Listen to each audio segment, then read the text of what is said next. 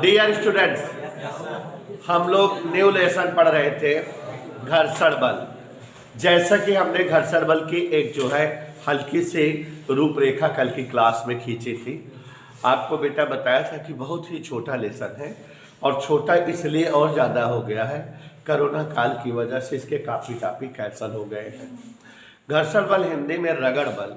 दो वस्तुएं जब एक दूसरे पर रगड़ करती हैं तो उनके संपर्क तल पर यह बल उत्पन्न होता है। इस बल की खासियत होती है it oppose the motion of body. माटी का मोशन गति का विरोध करता है और जिधर जो है वस्तु गति करती है उसकी अपोजिट डायरेक्शन में इसकी जो है वर्किंग दिशा होती है और इसी बल के कारण वस्तुएं रुकती हैं। कल की क्लास में अनुज जी समझाए थे कि जब कोई ठोस किसी दूसरे ठोस पर फिसलता है तो दोनों के संपर्क तल पर उत्पन्न हुआ वह बल जो वस्तु की गति का विरोध करे और जिसकी दिशा वस्तु के गति के दिशा के विपरीत हो और जिस बल के कारण वस्तु रुक जाए, फ्रिक्शन फोर्स या घर्षण बल कहलाता है।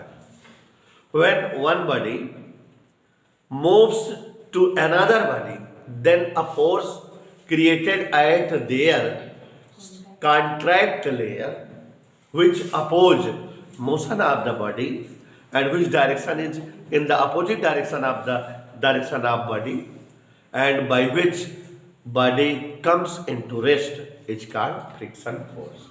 ठीक है, कल आपको फिगर बना करके दिखाए थे बेटा, अगर सभी लोग को याद हो कि अगर यहाँ पर बेटा कोई एक ठोस हो, if it is a ठोस solid and another solid is placed on it, इस पर कोई दूसरा ठोस ऐसे रखा हुआ एम मास का, तो इसका वेट किधर वर्क करता है? नीचे की ओर एम जी। ठीक है, मतलब ये बॉडी जो है एम जी बेस से दबाती है मेज को, एक्शन करती है मेज पर और जो है मेज इस पर रिएक्शन करता होगा, इस पर जो है रिएक्शन फोर्स लगता होगा ऊपर की ओर, दोनों एक दूसरे को बैलेंस करते हैं। If be applied any force, अगर हम इस पर कोई फोर्स लगाए और इसको मोशन में लाए, गति में लाए, यहां हम मान लो इसको एफ बल से खींचे, इधर गतिक बल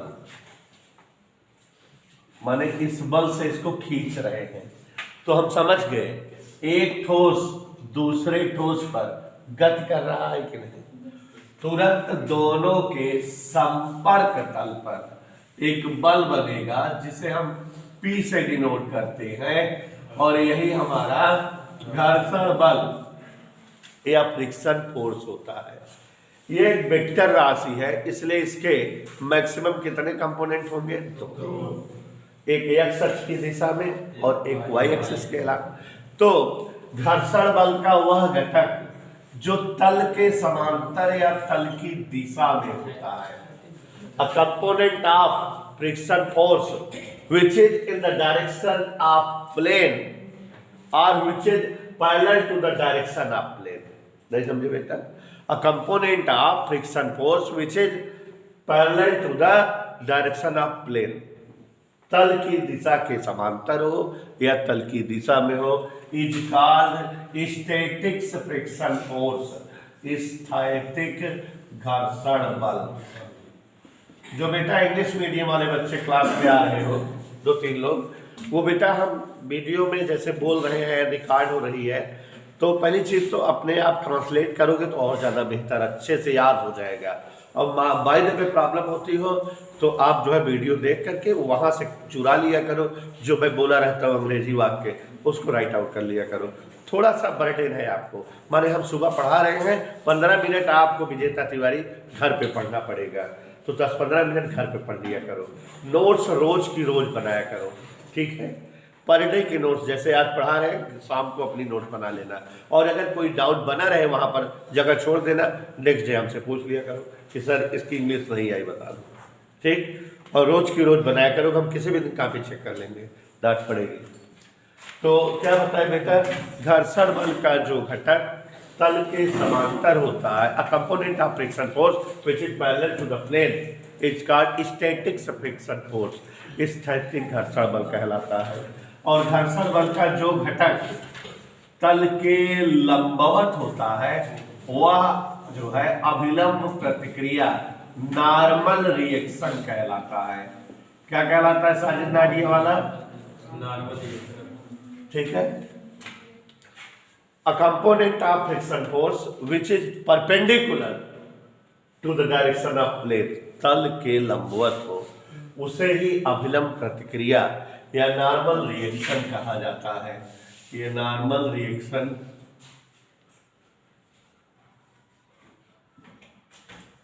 और ये बेटा स्टैटिक फ्रिक्शन फोर्स।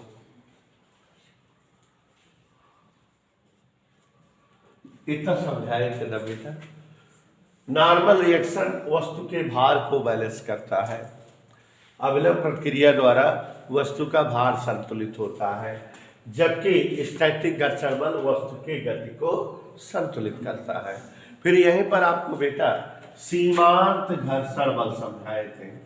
कौन सा घर्षण बल बेटा? कल की क्लास आप लोग जो लोग कल नहीं आए थे, वीडियो देख करके समझ लीजिए, आपकी सहूलियत के लिए वीडियो पड़ी रहती है कि मान लो क्लास ना हो तो नेक्स्ट डे वीडियो वगैरह देख लिया करो। कल की क्लास में देखो, आज जैसे हम डायरेक्ट परिभाषाएं बता रहे हैं, कल सब में एग्जाम्पल दे के समझाए थे। तो सीमांत घर्षण बल याद करो, वही जो मैं गति वाला बताया था अपनी। स्थैतिक घर्षण बल का वह अधिकतम मान जबकि वस्तु गति में बनी रहे, ठीक है ना। Maximum value of static friction force in which body is in the motion is called सीमांत घर्षण बल। इधर क्लियर? क्या कहलाती है? सीमांत घर्षण बल। ओके। फिर उसके बाद सीमांत घर्षण बल के हमने आपको 3 नियम बताए थे।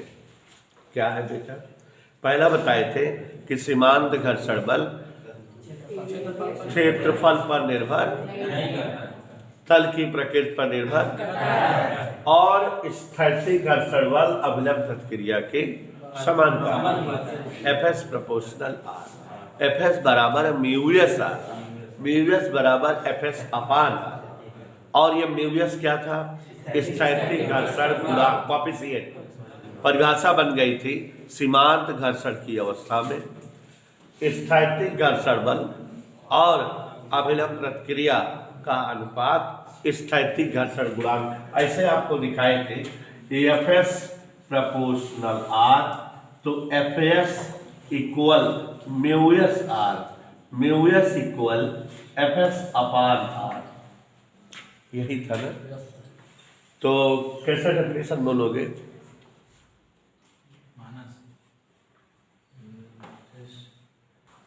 Within limiting static friction force, माने सीमांत घर्षण की अवस्था में, ratio of static friction force with normal reaction is called static friction coefficient.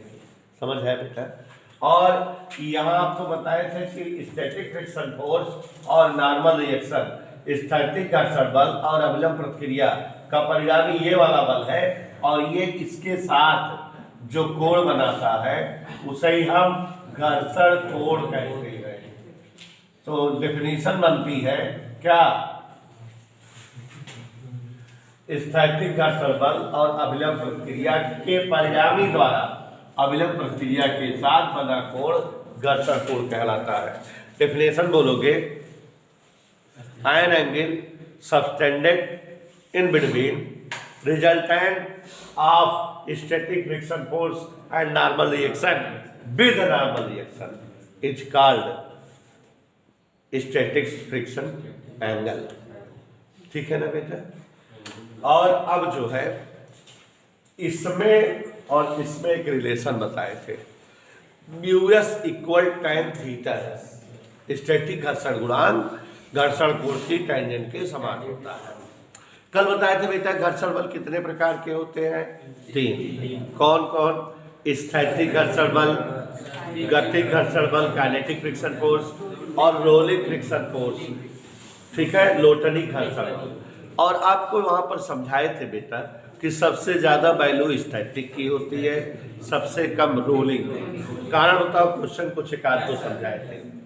अब बच्चों, जब अगर वस्तु और तल के बीच लगे घर्षण बल के कारण वस्तु विराम में हो जाए, रेस्ट में आ जाए, तो घर्षण बल स्टैटिक घर्षण बल होता है। और अगर वस्तु गति में बनी रहे तो वो गतिक घर्षण बल होता है। और अगर वस्तु लुढ़कते हुए गति कर रही है तल पर, तो तल और वस्तु के बीच लोटनिक घर्षण बल होता है। इधर क्लियर बेटा? और आपको एक्सप्लेन किए थे कि जैसे ये सारी परिभाषाएं स्टैटिक की हैं, वैसे सारी परिभाषाएं गतिक की होंगी। जहां जहां यस लिखा है वह के लिखेगा, ठीक है? तो जैसे एफ के क्या होगा? गतिक घर्षण बल का वह घटक जो तल के समांतर हो उसे गतिक घर्षण बल कहते हैं। ऐसे ना बेटा? कहे हमसे गतिक घर्षण गुणांक म्यू के बताओ, तो गतिक घर्षण की अवस्था में गतिक घर्षण बल और अभिलंब प्रतिक्रिया का अनुपात, माने सब डेफिनेशन बना लेंगे। गतिक घर्षण बल से, ये घर्षण बल से लाभ और हानि बताए थे। लाभ बताए थे कि चलती हुई वस्तुएं रुक पाती हैं, वस्तुएं तल पर चल पाती हैं, कील धंस पाती दीवार में, पत्थर को जो है गिरने से बचाती है। जैसे जो है पहाड़ी इलाकों में स्टोन फॉल होता है, पत्थर लटके रहते, गिरते नहीं, तो वहाँ घर्षण के कारण रुके रहते हैं। और वस्तुओं को आप कैच कर पाते हो, पकड़ पाते हो। ये सब चीज़ें घर्षण बल के लाभ थे। हानियाँ भी थी, बचाव भी था। चैप्टर पूरा कल फिनिश हो गया था, तो हम चाहते हैं कि थोड़ा थोड़ा लिखा भी देते हैं, ठीक है? हमने बोला बेटा, जब कोई ठोस किसी दूसरे ठोस पर फिसलता है तो दोनों के संपर्क तल पर उत्पन्न वह बल जो उनकी गति का विरोध करता है घर्षण बल कहलाता है। घर्षण बल की दिशा वस्तु के गति के दिशा के विपरीत होती है। इसी बल के कारण वस्तु विराम में आती है। घर्षण बल का जो घटक तल के समांतर होता है स्टैटिक घर्षण बल कहलाता है। घर्षण बल का जो घटक तल के लंबवत होता है अभिलंब प्रतिक्रिया कहलाती है।